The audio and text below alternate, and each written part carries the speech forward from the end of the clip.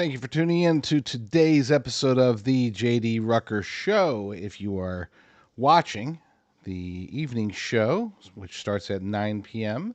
Pacific, midnight Eastern, then awesome. If you're watching the daytime show, which starts at various times depending on what's happening in the news, then that's awesome as well. But either way, you should find me wherever you want to find me, whatever platforms you use, Rumble, X, YouTube, BitChute, all the various networks, all the various areas where the show's broadcast.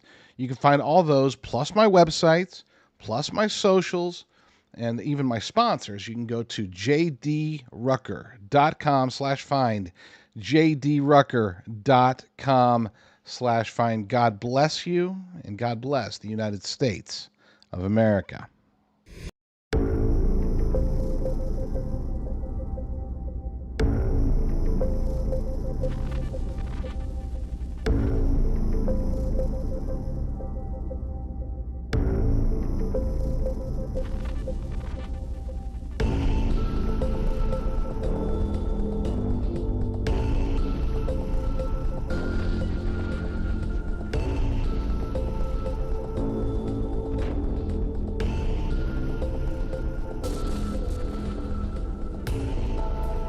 You're listening to the JD Rucker Show. Let's begin. Hello, friends. Welcome to another episode of the JD Rucker Show. JFK files dropped today. Unfortunately, I'm not going to be covering them, not because I don't want to cover them, but it's still early on. There's 80,000 pages. So far, the bombshells that we found, some of them were actual bombshells.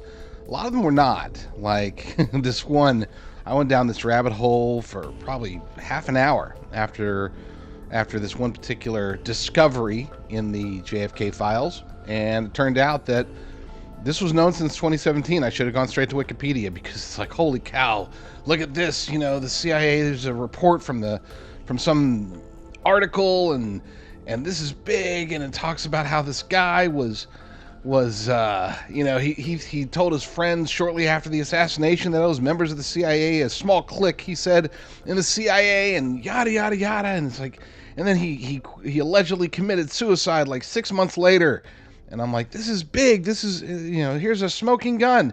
And then I read further, and I read some of the community notes that were proposed for the post, and it's like, yeah, this is released in 2017, so I looked it up, and sure enough, Wikipedia's got the entire story right there. This is information that has been out for 8 years, and it's being pushed on X and other social media sites as a bombshell. So we're going to hold off for a day, just a day. Tomorrow, I will talk about the JFK files. I've reached out to Thomas Renz, attorney Tom Renz. He has put together a pretty good, this was going to be my story, was on the JFK files. It was following Tom Renz's breakdown. He used Grok, AI on X. He used Grok to deliver somewhat of a breakdown, but again, it's still early, is the bottom line. And unfortunately, with my show coming out 4 hours after the drop, I'm going to let it percolate for just one day. Tomorrow we will talk about the JFK files and see if there really are any smoking gun bombshells. I have seen some redactions that were a little bit disappointing, because we were told that there would be no redactions. But out of 80,000 pages, we'll see. I mean, at this point, I'm going to say that it's good. Okay, there have been some revelations, but again, I want to double check on those before I start reporting on them. Make sure they are real, make sure they are revelations, cross-check them against the document itself, yada, yada, yada. The astronauts that were stranded by Joe Biden have returned home. Very interesting. As a matter of fact, very interesting, because watch this little video. This is great. These are dolphins that greeted the astronauts when they got home. Capsule. This harnessing is what will be used to lift the Dragon capsule out of the water and onto the recovery vessel. Wow, we got a cute little pod of dolphins. It wasn't just one or two. That was adorable. Yes, cute little pod of dolphins. So there was another it's a developing bombshell story, But so far, what we know is that teen leftist TikToker influencer Joe Biden Kamala Harris dude Harry Sisson. I think that's how it's pronounced. I had to. Is it Sisson? I think it's Sisson. I don't know.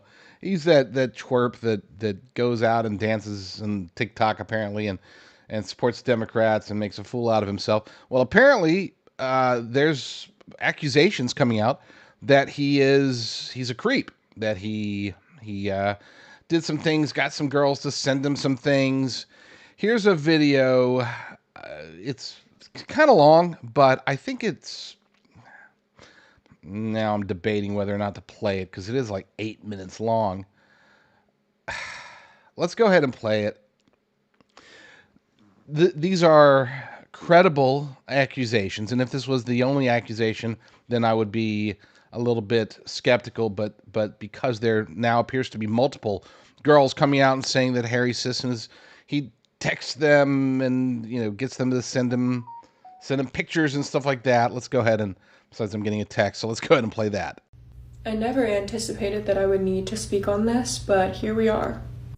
So this is a story about a certain political TikToker, and also I just wanted to come on here and confirm Diana's video that she posted last night and tell my side of the story because there's a lot to unpack. And also I want to explain to people why I'm coming out and why everyone else is coming out, and explain why we think that this guy needs to take accountability for his actions.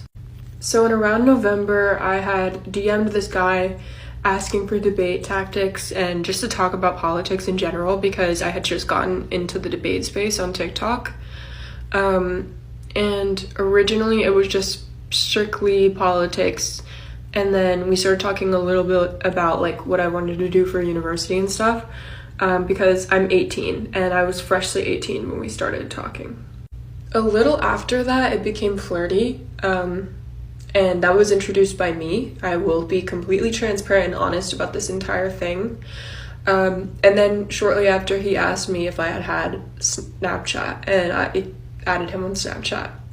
So we started talking on there, and almost immediately, not even almost, like literally immediately, the first message was something like explicit or asking me to get explicit. And I was like, well, I've never done this before, and I'm also like more of a get coffee first kind of girl, and like I'm always going back and forth to the city, so if you want to hang out, I would be down to hang out. So flash forward a little bit, because I was really involved in like actual politics and participating in watching his lives and doing all that stuff, this girl who I had been in contact with reached out to me asking if I would tell him to join this Discord that they had made, and I also helped participate in making like some of the features in the Discord. So he joined, and then that's when things went downhill. This is the part where I need to take accountability, because yes, I was talking to people that I trusted and I just trusted the wrong person, but I also shouldn't have taken the photo without his consent. To be fully clear, the photo was messages that we exchanged back and forth, and he said something kind of like like it was crazy, so I had took a picture of it, but I have never saved or sent any photos or anything like that he had sent me. So this photo got around, he was really mad, and we had spoke about it, and he wasn't even that mad, he just seemed like unwilling to talk about it. And he had told me basically that the only way that he would talk about it with me and work it out was if I had sent him this video that he wanted of me, which at the time I was just not comfortable with doing that, and yeah. So that in itself is just incredibly manipulative behavior, and I had called him out for it, and he was like, that's not manipulative, we had talked about it before. So the part with Diana that comes in is when I had messaged her. We had started going live together and doing debates and talking all the time. And I also wanted to know if she was talking to him because they had interacted on her live and they were both really flirty and stuff. And he had told me that they were friends and that he wasn't talking to anyone else. And at the time, she told me that they weren't talking because we didn't know each other that well, and she wanted like privacy, and she didn't want anyone knowing that. And so I had told her everything that happened after he had sent her a message to block me. And she trusted him because they had been friends for years, and she did block me. Basically, he told her that I had made fake photos of him. I guess I'm some AI genius because I have no clue how to do that, bro. And also that I had fabricated the entire thing and made fake photos of our Snapchat conversations. He said that we didn't even talk, and the only time that we had talked or spoken was on Instagram DM, which was just fully not true. So after this, I had multiple people messaging me and harassing me, telling me like, why would you make stuff up? You're crazy, you're a crazy fangirl. So I just got off Discord. I deleted Discord, I deleted TikTok. I even deleted like Twitter and Blue Sky because I did not want to see this dude's face. I was just over it. And flash forward to now, about like 30 hours ago, I get a text message on Instagram from Diana telling me that she's so sorry because she believes me now, and there are 10 plus girls in a group chat all talking and discussing about what this guy has done to them. And obviously I don't want to speak for anyone else, so I'll only share like my story along with Diana. But another thing is that I had a phone call with this political TikToker guy last night explaining what was going on, yelling at him basically and telling him to explain what was happening because I had blocked him and I'd unblocked him to communicate basically. He had told me that all these other girls were crazy and was saying that he had proof and wouldn't show it, and on his live yesterday with his best friend, they just did not hold themselves accountable at all and were absolutely ridiculous and calling the girls lunatics and just being outrageous. How are you going to be a TikToker or any influential person to young girls and talk about women's rights and talk about these important things that you apparently value, and then treat girls behind the scenes, women behind the scenes, like they're nothing? The big thing about this is that most of us knew that it wasn't just them, and most of us don't care that he was talking to other people. The biggest thing is that he lied over and over and over again. He manipulated people. I don't know if you guys have seen Carly's video. Please check out Carly's video. She was essayed, and around the time that she was essayed, he started talking to her explicitly, and she had sent him photos, and she didn't want to send him photos or have them saved if he was talking to other people. And he lied and said that he wasn't talking to other people just so that she would continue to send him photos. The other thing I want to say is it's not acceptable to be getting his girlfriend involved or doxing her or anything like that. I understand him wanting to protect his privacy and other people in his life, but at the same time, I've seen no evidence whatsoever that anyone has been doing that. I really just want this guy to come out and apologize to everyone and take accountability for his actions instead of saying boys will be boys and calling girls lunatics. Their feelings are 100% valid, and it's not their fault that you decided to talk to like 12 girls in the span of like a few months. And also, maybe stop acting like the guy, the orange dude, you know, the one that you talk about every day of your life. Maybe stop acting like him. He is the one who called E. Jean Carroll a lunatic, and you're just following in his footsteps. But to everyone who made it this far, thank you guys so much for listening to my story, Diana's story, Carly's story, Serenity, everyone who has come out and talked about this. This is just unacceptable, and we really appreciate your support. And also, this will be the last time that I am speaking on this, and I will probably be off the internet again. But yeah. Brave girl. I'm not going to play the other one, the I guess one of the source ones. I did watch it. It's a little bit more explicit.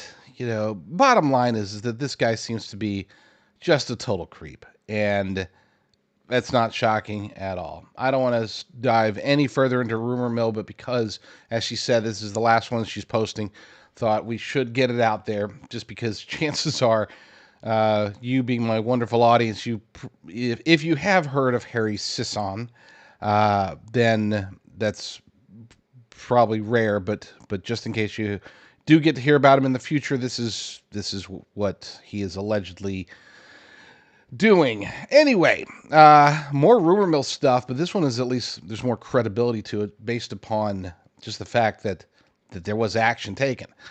CEO Jeremy Boring, or former CEO of Daily Wire, Jeremy Boring has stepped down. There are rumors that the company is experiencing some financial challenges. There have been rumors for a month now that the producers, that their credit cards were canceled. This was supposedly just due to some sort of shifting of accounts or whatever.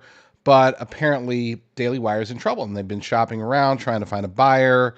There's a lot of, again, all rumors, but one thing that's not a rumor is that Jeremy Boring did indeed step down, and most reports indicate that it wasn't by choice that he was removed. Now, I've had Jeremy Boring on my show before. I know that he gets a lot of hate. I know the Daily Wire gets a lot of hate from conservatives.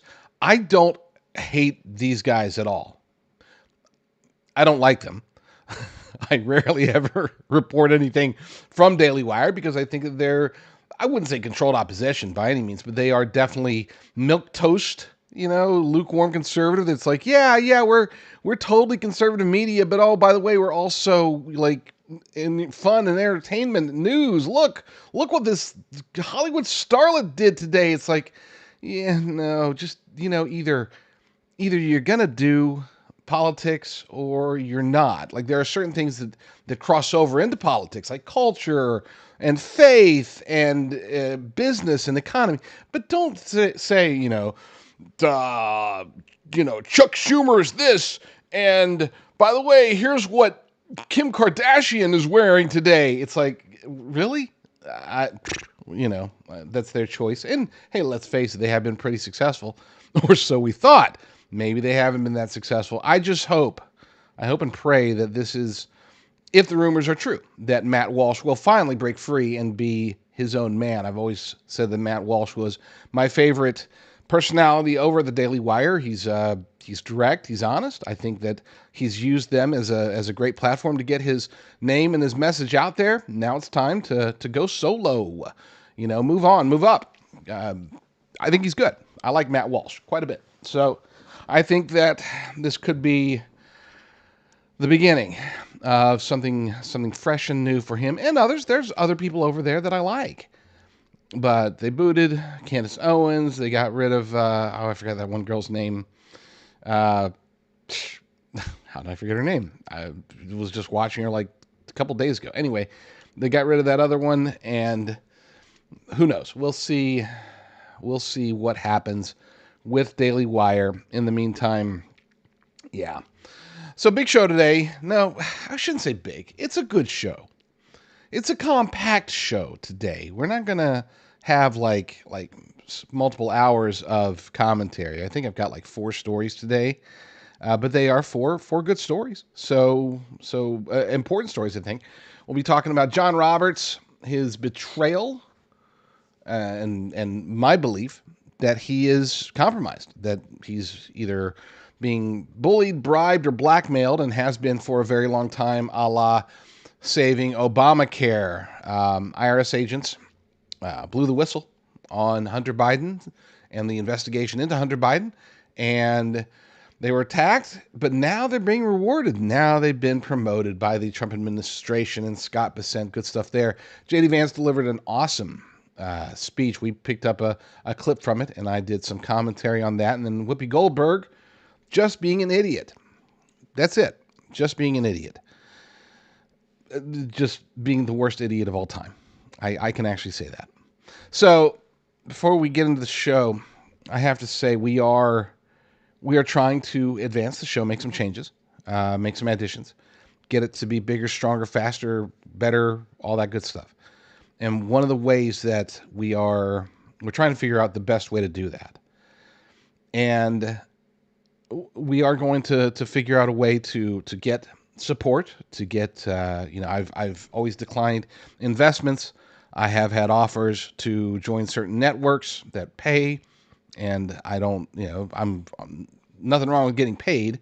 I just don't want to get into a relationship like what happened with Daily Wire and some of their hosts and stuff, where once you get into these bigger networks, they tend to, yes, they pay you, but then they own you, and they start owning parts of your content, and they start directing what you cannot say, and I'm just not a big fan of that. So, but we do have to figure something out. And the best way that you can help, at least as of right now, is just to subscribe. If you haven't subscribed already, then please do so. And if you want to find the other places where the show is broadcast, go to jdrucker.com/find, jdrucker.com/find, and you'll be able to find other places where you can subscribe, give us the thumbs up. Those are super, super important. And yeah, we'll take it from there. So let's do a short break. And then when we get back, let's talk about the news.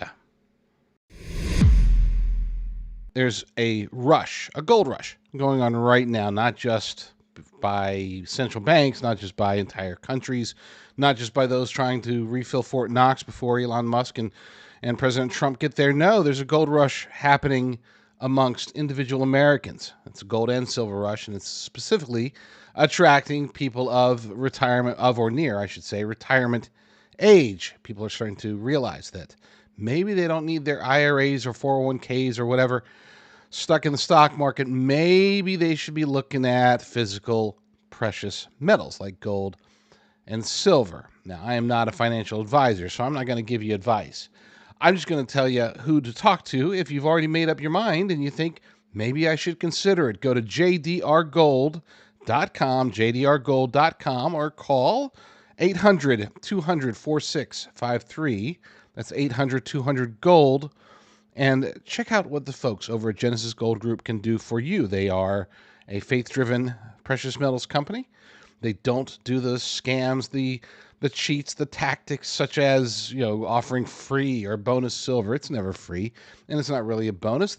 You're paying for it. They just tack it onto the price and then say, "Oh, look, here's free, here's bonus."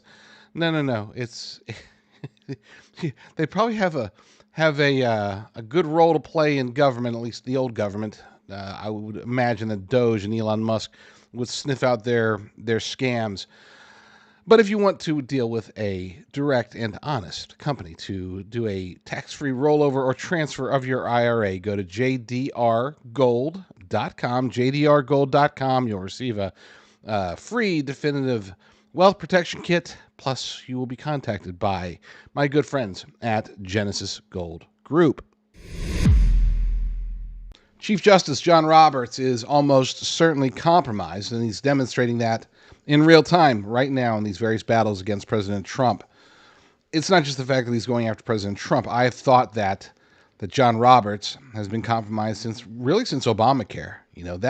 I should have known before then. I mean, he was appointed by George W. Bush. That should have been the first sign. He was very young when he was appointed as Chief Justice of the Supreme Court of the United States, giving the deep state and the globalist elite cabal somebody that they could control, leading the Supreme Court for decades. And that's what has been happening ever since. We knew, I think, with over 90% certainty, that he was a full-blown globalist, completely controlled by somebody, globalist elite cabal, communist China, the deep state, whatever. Probably multiple people have a piece of John Roberts in some form or fashion. And we knew this because of Obamacare. I mean, he had to jump through some intellectual hoops. He had to do some imaginary cartwheels and sprinkle fairy dust on it to make it somehow stick that Obamacare, which is clearly, blatantly, unambiguously unconstitutional, he made it constitutional using some sort of weird judicial voodoo to shock everybody. I wasn't shocked, but everybody else apparently was shocked when it happened. And ever since then, he's been called on to by his handlers, his controllers, his puppet masters. They've called on him to make certain decisions or do certain things or make certain statements at very opportune times. I'm not saying they control everything that he does. They might. I don't think they do. But they do, especially when he does things that sort of shock people or surprise them or whatever. That's a pretty good indicator that, yeah, that was a a directive sent down from his owners. So the latest version is one that I wouldn't have had it on my bingo card. I didn't expect them to go down this road, but apparently they are. He is attacking President Trump, mildly, but still enough to where it's making the news, and everybody's like, oh my gosh, John Roberts rebuked Donald Trump over this, that. Let's start with the original story, shall we? This comes to us from Chris Powell over at trendingpolitics.com, or trendingpoliticsnews.com. Rogue anti-Trump judge hit with articles of impeachment. A House GOP lawmaker has officially filed articles of impeachment against Chief Judge James E. Boasberg of the United States District Court of the District of Columbia, accusing him of abusing his judicial power to block President Trump's deportation efforts. Congressman Brandon Gill from Texas introduced the resolution on Tuesday, citing Boasberg's intervention as a direct constitutional violation that obstructed the president's enforcement of immigration law. Quote, by thwarting President Trump's lawful efforts to deport violent illegal alien gangsters, Judge Boasberg created a constitutional crisis. He is unfit for judicial office. The resolution introduced in the House of Representatives formally accuses Boasberg of high crimes and misdemeanors, specifically charging him with abuse of power by interfering in the executive branch's authority to enforce federal law, including the Alien Enemies Act. The resolution states Chief Judge Boasberg, in violation of his oath of office, did knowingly and willfully use his judicial position to advance political gain while interfering with the president's constitutional prerogatives and enforcement of the rule of law. Now, look, I am not one that says, oh, they're ruling against Trump, impeach them, impeach them, impeach. I have never called for impeachment. I almost did a segment last week saying stop calling for impeachment. That's not the proper process. I actually did do a segment that involved John Roberts where I said there's only really two ways to make this work.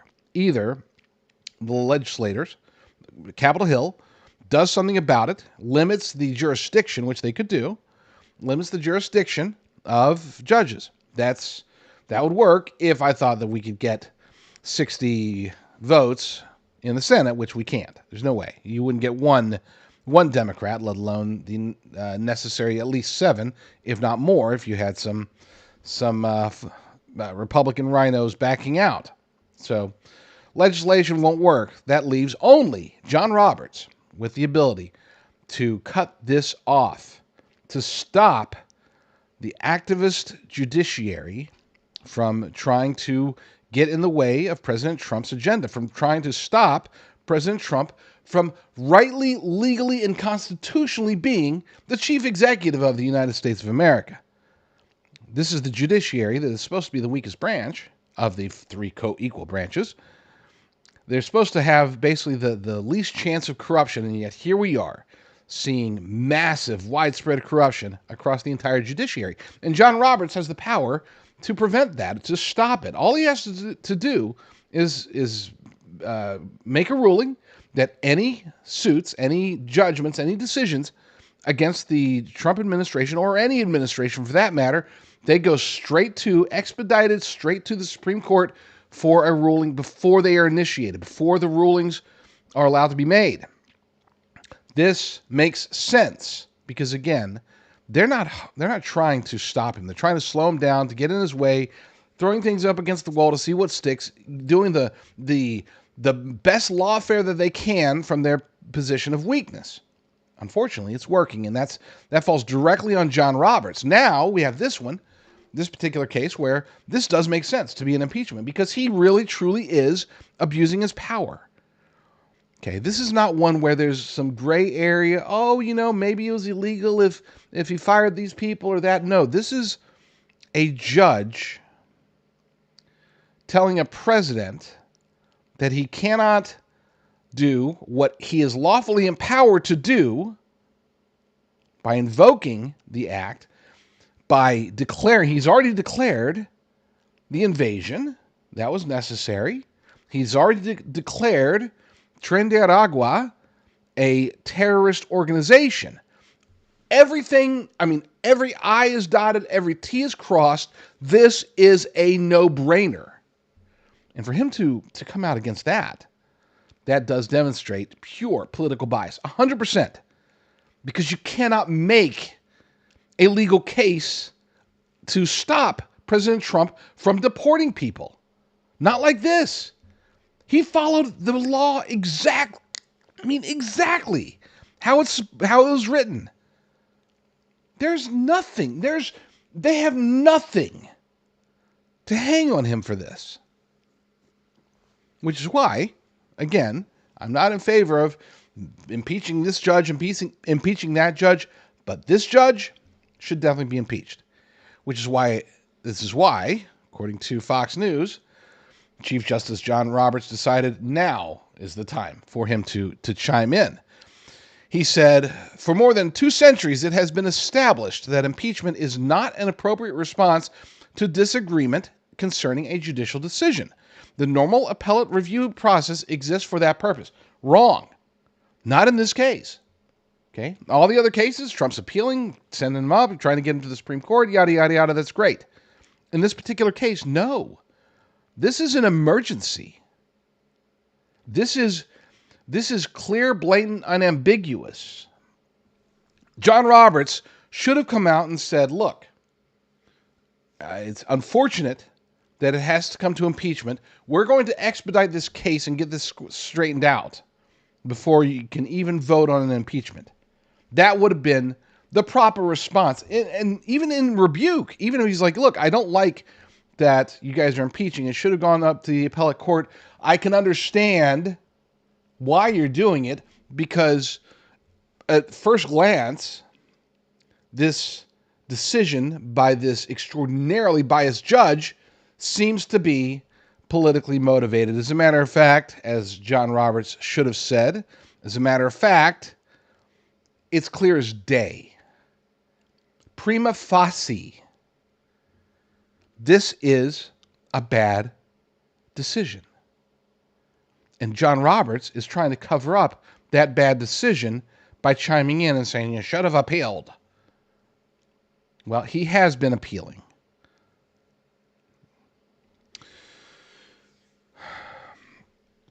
It won't be communist China. It won't be the cartels. It won't be the Democrats. It won't be Russia. It won't be even the uniparty swamp. None of those things will be able to take down the United States of America, at least in the short term, not while President Trump is in the White House. The only thing that can take down this nation with President Trump in the White House, other than, of course, God, if he chooses, the only thing that could take down this nation is this activist judiciary. They are dangerous, folks. And they have Chief John Roberts, the compromised Chief Justice of the United States of America, cheering them on, helping them along, running cover, denying appeals. This is very bad. Unfortunately, I don't have a remedy. I don't know a solution to this one other than prayer, because we can't stop him.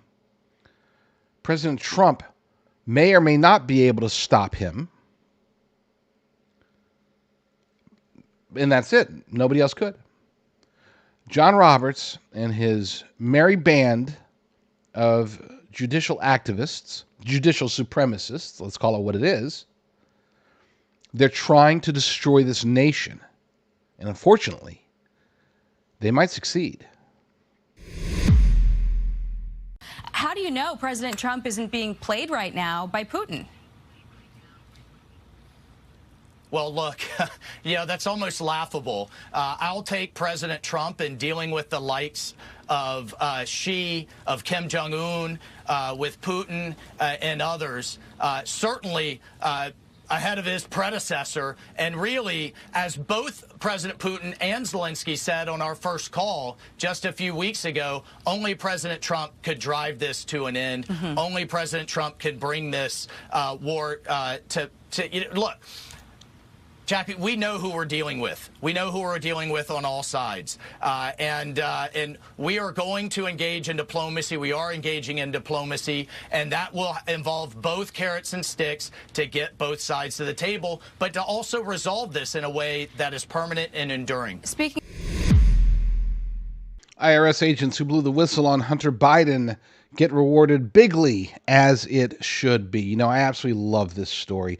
It's not huge news by any means, but I actually promoted it to the top story, the big headline on thelibertydaily.com this morning, simply because this is what I want people to see. You know, every now and then I will post stories that maybe they're not up here as far as the news itself. Maybe they're down here, but I'm going to elevate them because people need to be aware of this. Right now, what are the incentives to be a whistleblower? Nothing. You know, put your conscience at ease. That's about it. But that was before the Trump administration. That was before Scott Bessent and his taking over of the IRS. Watch. The culture of being able to come forward when you see wrongdoing is a central part of our democracy. I saw these two fellows before the president's address to Congress in Speaker Johnson's office. They came over to me and said, you know, sir, we're still being harassed. And I had been in touch with Senator Grassley about what was happening to them, but seeing them in person really brought it home for me. So I went and decided I would bring them into Treasury, give them a year to investigate the wrongdoing that's going on at the IRS, and then they will go back in. Mr. Shapley will serve as the senior deputy for investigations and enforcement. So we'll have them in Treasury. We'll learn what's been going on at the IRS, what's been wrong, how could this Hunter Biden nonsense have happened, and we're going to make sure it doesn't happen to anyone again, whether they're Republicans, Democrats, or independents. Doesn't matter. Either way, Republicans, Democrats, independents, as it should be. You know, these types of things should not be weaponized. If they had come out and they had blown the whistle on Eric Trump, I would have been very happy if they would have gotten promoted. They probably wouldn't have, but still. The idea here is this, is that if you see something, say something. If there's wrongdoing in your department, in your agency, in whatever, you should blow the whistle. And but the reason that people don't is because what's the point? What's it going to benefit them? Why go through the hassle? Why take the risk? And we've seen some whistleblowers that are supposedly protected, and yet here they are talking about getting fired, having their lives ruined, especially in the FBI. That seemed to be very prevalent in the last administration. Well, now it's like, hey, blow the whistle because it's the right thing to do, but also because we're going to notice. We being the Trump administration, we're going to take note of what you did, what you risked, what you went through, and we're going to reward you as a result. Article over at justthenews.com by Jerry Dunleavy. Hunter Biden whistleblowers get promoted by Trump after Biden-era retaliation. The two IRS whistleblowers who shed light on failures to properly investigate Hunter Biden and who were allegedly retaliated against as a result have now received promotions from the Trump administration. IRS Supervisory Special Agent Gary Shapley and IRS Special Agent Joseph Ziegler will serve as senior advisors to Treasury Secretary Scott Bessent, according to Just the News. Now, look, it's not like, oh, hey, we'll get you an extra vacation day. These are actually like legitimately true promotions. These guys are going to have an opportunity to do very good work. Why? Because they did very good work. They bucked the system. They took something, and we're talking about the Hunter Biden scenario here. So it's not like, it's like them and like two other people. There's probably 100 people who were in some way involved or aware of within the IRS of what was going on, and none of them blew the whistles except for these two guys. Yes, I want that rewarded. Absolutely, positively. And again, not because it's Hunter Biden, because there was wrongdoing that was taking place within our government.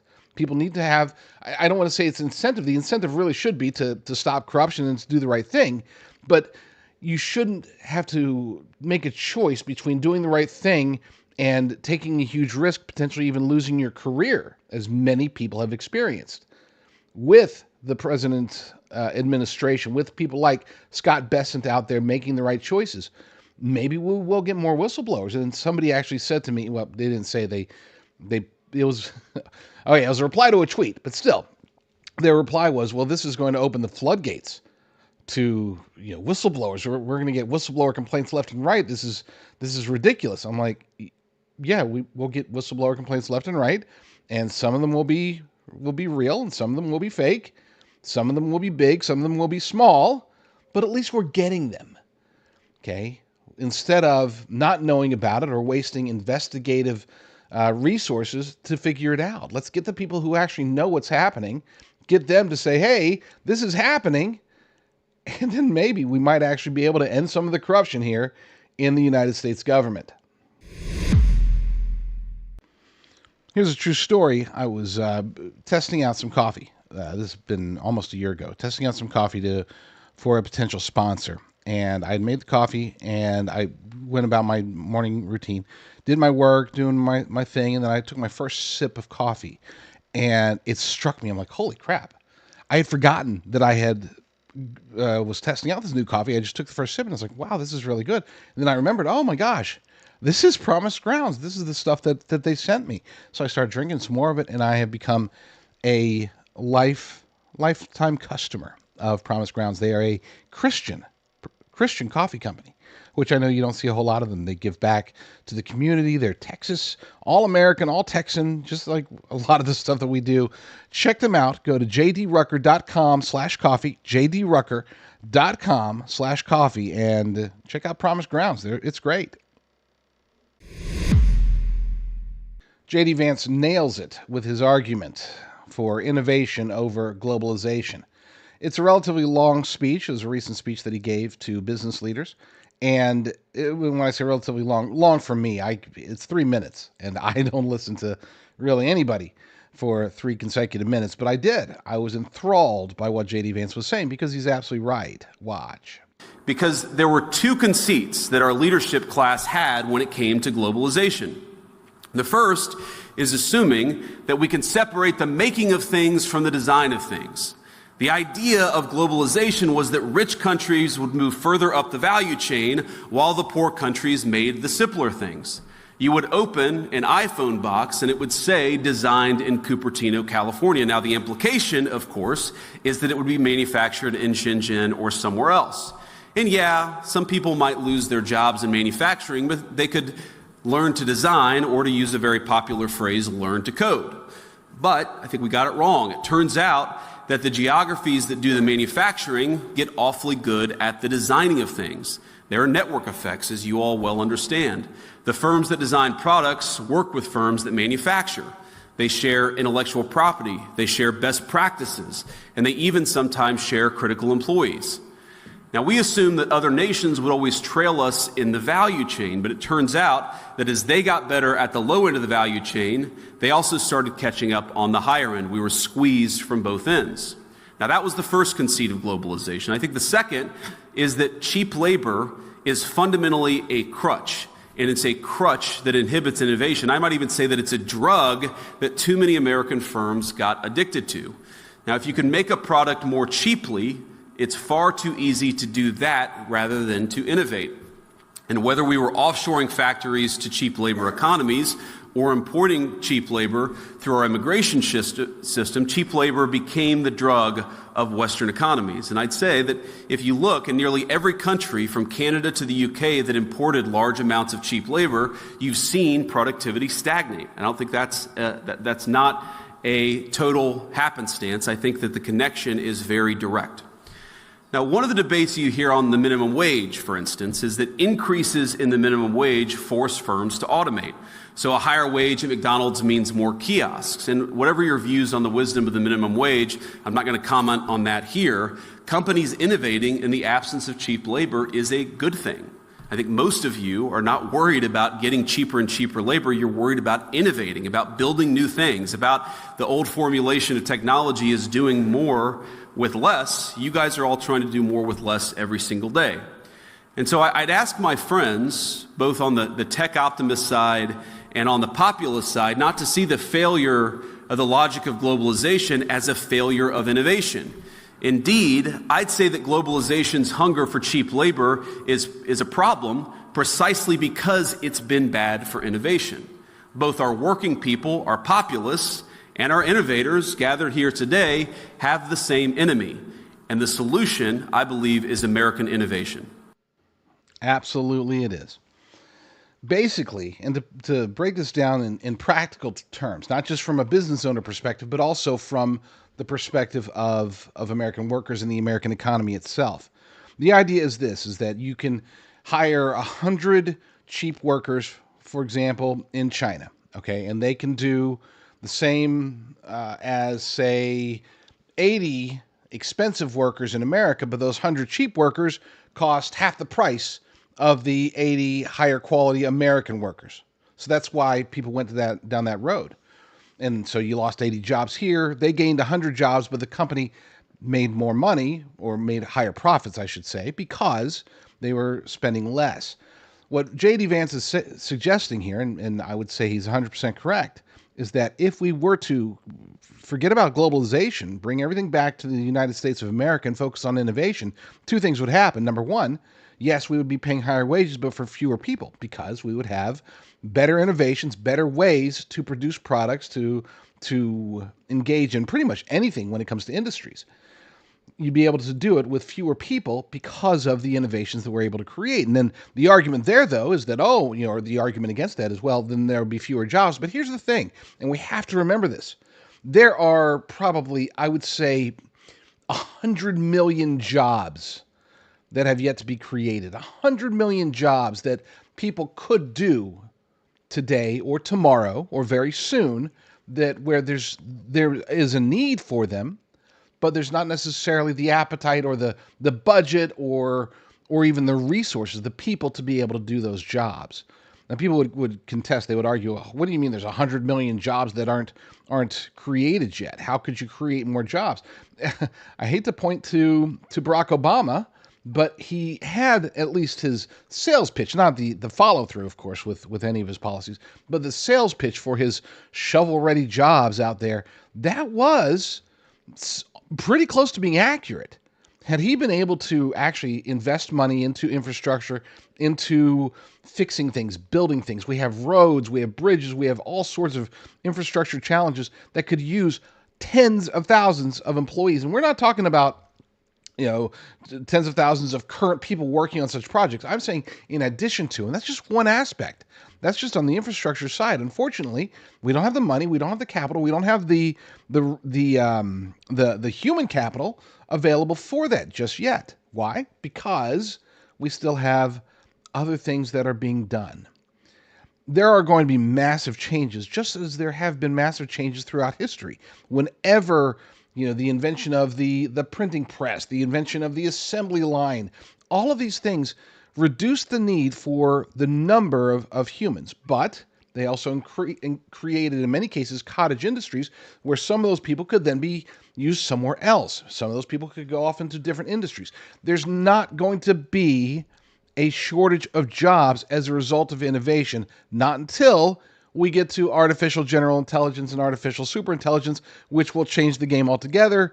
And that's the type of innovation where it's like, okay, now we're getting into end times scenarios. But that part aside, because that's, even though it sounds like it's the same thing, that type of innovation is a completely separate beast, because that will be paradigm shifting. That will be a complete sea change in everything that we are as a nation and as a world. But until we get there, and I don't know when that's coming, I don't know if it's next year, next decade, next generation, at some point we're going to get there, and then we have a whole other flurry of problems that we'll have to deal with as a nation that I've discussed many times before. I'm talking about standard incremental innovations that used to be the hallmark of America, that used to be what made us so exceptional. We made the mistake of being enticed by cheap labor, by globalization. It is time for us to get back into the business of innovation, the business of putting people to work, not based upon that this person can can't do the job of two people that make less money in another country. We need to get back into the business of innovation where this one person with innovations can do the job of 10 people in China or elsewhere for less money than those other people doing it manually. That's the type of innovation change that we need. And that's what President Trump is trying to do by bringing pretty much everything, every aspect of business, manufacturing, mining, everything, bring it all back as much as possible here in the United States. We keep talking about Ukraine's rare earths and Afghanistan's rare earths and China's rare earths. What about our rare earths? They are here, okay? They are here in North America. We just have to find them. We just have to put the time and the effort and the innovations into making that happen. I firmly believe that if we were to stop pandering to China, if we were to force ourselves as a nation to find alternative sources, whether it's here in North America or elsewhere, if we were to find alternative sources, just as President Trump is trying to do with Ukraine, then we would be better off as a nation. Outside of that, there's not a whole lot that we must import. Everything else we can do right here. We have the people, we have the resources, we have the space, we have everything. We have the climate, we have it all.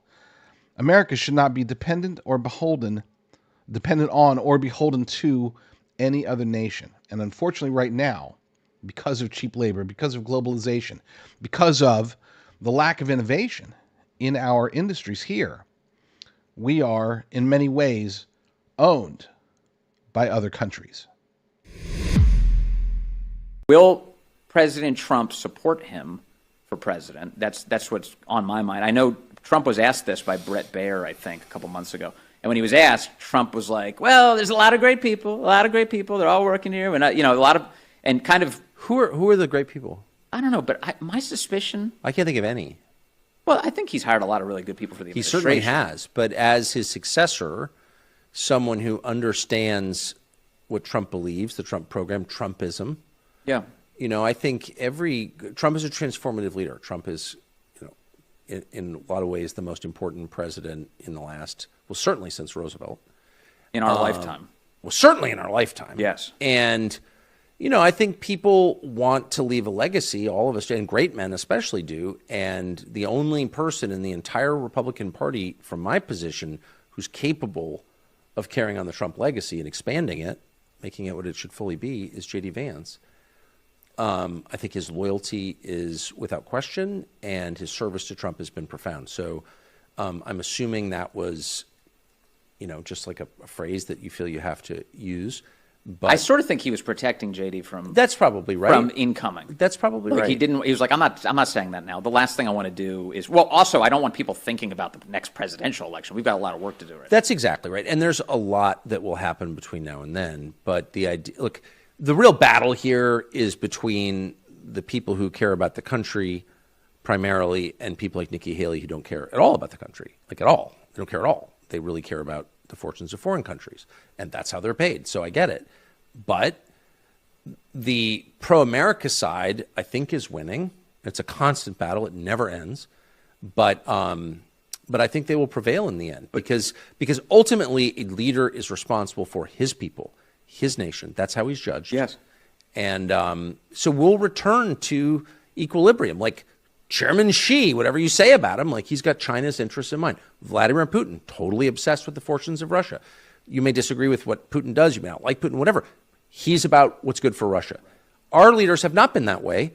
And I think going forward, they probably will be because there's no other way to run a country. But ultimately, the decision that President Trump will have to make through this very important endorsement is who's going to carry on my legacy? Who's going to be the guy? Yeah. And the most obvious person at this moment does seem to be JD. There's no one else. There's no one else. And I think already, I mean, it's a tough gig for any vice president, this one included. But I think already JD Vance has been, as you saw in the clip you just played, a powerful partner, a subordinate partner, yes. not co-equal partner. He's the vice president, but he has been a powerful partner for Trump. I don't see any other at this point, as of today, any other conceivable option, I think J.D. Vance will be the nominee. Let me. The proposals that they're bringing are horrendous enough for us to do that, and we should do that. What's horrendous about the CR? It continues funding the government at Biden. Horrendous about the CR is that it is a cut. No. Yes, it is. No. If you do not consider the cost of doing business, if you do not consider that the cost of living, for example, has gone up, that everything has gone up. Now you're changing. It's not a cut. You're being dishonest. It's a cut. It's not a cut. It's a cut. It continuing funding the government at the same levels. It's not a cut. You voted to shut down the government. You voted to lay off every veteran in the federal government. You're making a passionate plea for why Democrats didn't shut down the government.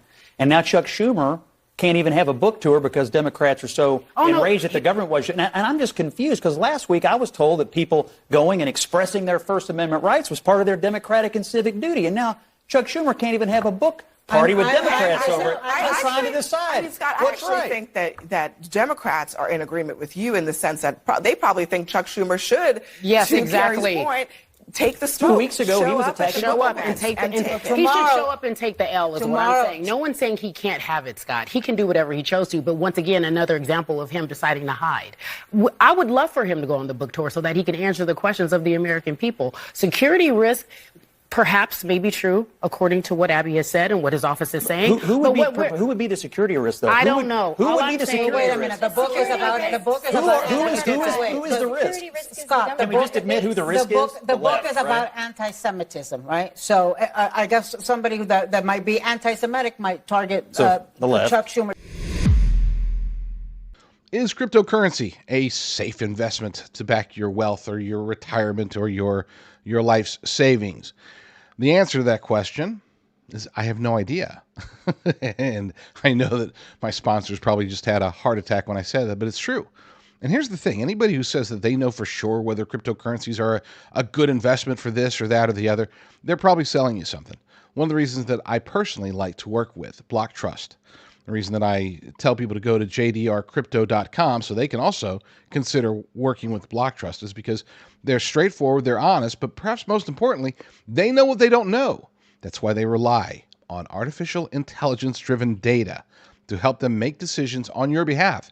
With their managed accounts, they can get you into crypto and have you trading like an expert without you actually having to become a crypto expert.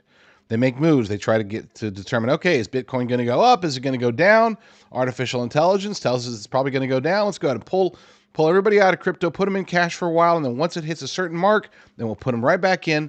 We'll try to advance their portfolio, whether it's an IRA or 401k or, again, cash. They're extraordinarily easy to work with. Go to jdrcrypto.com to learn more. See what they say. This is a very patriotic company, a very bullish company when it comes to crypto for obvious reasons. But I want to be clear.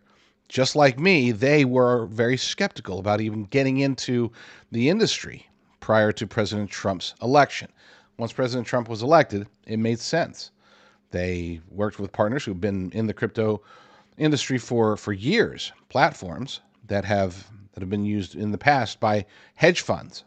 Now they are open to the public, and it is, again, because President Trump won. This has changed the game for cryptocurrency, and it is allowing Americans, of whether you're a crypto expert or a crypto novice or anywhere in between, this new, brave new world that we're experiencing in cryptocurrency can be most easily navigated by working with Block Trust. Go to jdrcrypto.com, see what they can do with your retirement, your cash, whatever. It's easy. And again, I'm not a financial advisor, so I'm not telling you, go buy crypto, go buy gold, go buy chickens. Actually, on that last one, it probably would be a good idea to go buy chickens. Whoopi Goldberg made the dumbest argument in human history against deporting criminal illegal aliens. Now, granted, there might be a little bit of hyperbole in that statement, but not much. This is an extraordinarily bad argument. I want you to brace yourself because her argument, it lacks knowledge, it lacks logic, and it definitely lacks clarity because I don't think she even knows exactly what she's talking about. Keep your eyes open, y'all, because if they can just come up and take somebody, because they've made a decision that you're supposed to be that person. Any one of us could find ourselves being deported to some country. Don't give we've them never any been ideas, there. girl. Well, listen, you No, I won't listen. We'll listen. But I don't want to listen anymore because that's already, again, a horrible argument. She's saying that because the Trump administration is deporting criminal illegal aliens, then that means that they can deport anybody, right? They don't need any reason. You know, the fact that they have taken gang members and criminals who came into our country illegally, who then committed crimes while in our country, she's saying that means if we get rid of those people, then we're also going to deport some grandma who's been in the country for 80 years and hasn't done anything wrong or broken any laws. That's her argument. That's her logic. But it gets worse. I know, it's crazy to think, but it actually gets worse. Listen. You know, it is very clear to me that if we don't continue to say, listen, I understand you want to clean out all the bad stuff. I get it. But why do you now have access to my personal information? So there, I think she might be having a mental breakdown there because she just shifted gears. She was arguing against deportations and something clicked off in her brain and she switched over to arguing against Elon Musk and Doge because that's the complaint. That, oh my gosh, he has access to my personal information. You know, it's like, folks, and I love it when leftists say this. It's like, this is the richest man in the world. He can print more money in a day than most people can make in a lifetime. He's not interested in taking your social security number and taking over your identity and clearing out the $1,400 in your bank account. He's fine there. That's not going to happen. And he's not going to take your identity and run it through the system and figure out, okay, well, here's Whoopi Goldberg and here's her personal information that she doesn't want me to have. So let's deport her to Nicaragua because whatever. There is no law. There is no constitution. No. She's just, there is no sanity or intelligence in Whoopi Goldberg. I hate to do it to you, but let's go ahead and finish. That's only half of it. There's another half. Watch. I get what the things you're trying to do. I don't understand why you're taking my stuff, not my personally, but each and every one of you. And your constitutional rights of free constitutional rights of free speech, which, you know, everybody says, you know. Okay, I wasn't going to stop, but so she's gone from, and this has been what? We're 49 seconds into the stupidity. And she went from deportations to private information to free speech. And this is her argument. You can't make this up. This is her argument about Trump, why Trump shouldn't take MS-13 and Tren de Aragua gang members and deport them. Seriously. All right, almost done. Stay with me. You never let us say anything. We're, conservatives. And in fact, you're doing the same thing you are accusing everyone else of doing. And you're doing it in a way we've never seen before because very few people have kept you from speaking out. But this is where we are now. Well, we're right here now. And you see, I beat the music. I beat the music. We'll be right back. My goodness. I mean, it was like taking the worst possible Kamala Harris word salad and making it dumber.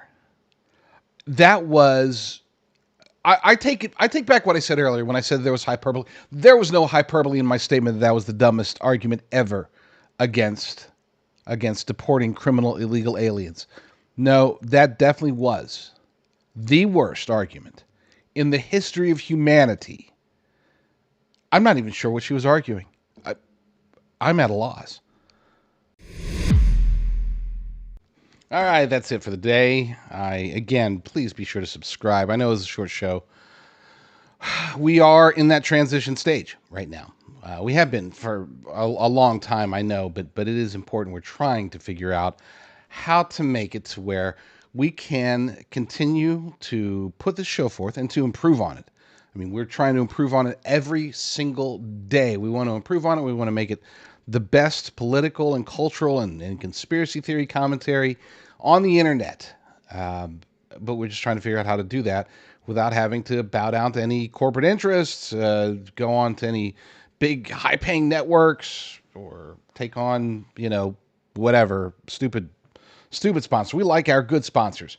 They don't necessarily pay very well, but we like them because we approve of their particular products. Look, please subscribe, and please thumbs up. Again, I always get annoyed when I see, the statistics will come back. There'll be thousands, tens of thousands of views across the spectrum, and there'll be like a couple dozen thumbs up.